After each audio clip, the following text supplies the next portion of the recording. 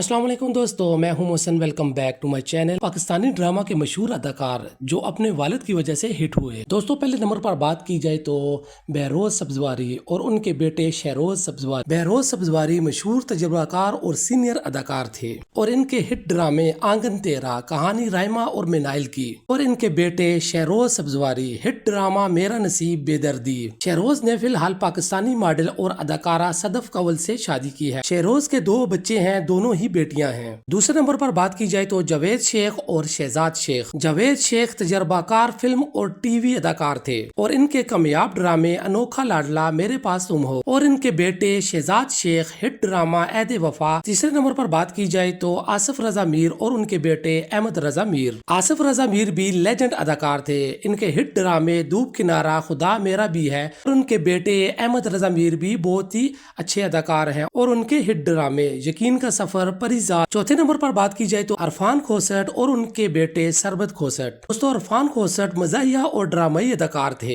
اور ان کے ہٹ ڈرامے اندھیرا، اجالا، گیسٹ ہاؤس، اور ان کے بیٹے سربت کھوسٹ اداکار اور ہدایت کار بھی ہیں اور ان کے ہٹ ڈرامے ہم سفر بطور ہدایت کار۔ دوستو پانچویں نمبر پر بات کی جائے تو راحت کاظمی اور علی کاظمی۔ راحت کاظمی کلاسک سٹیج اور ٹی وی اداکار تھے اور ان کے ہٹ ڈرامے دھوپ کنارہ اور تنہائی، اور ان کے بیٹے علی کاظمی بھی بہت اچھے اداکار ہیں۔ ان کے ہٹ ڈرامے بشر مومن، پریزاد،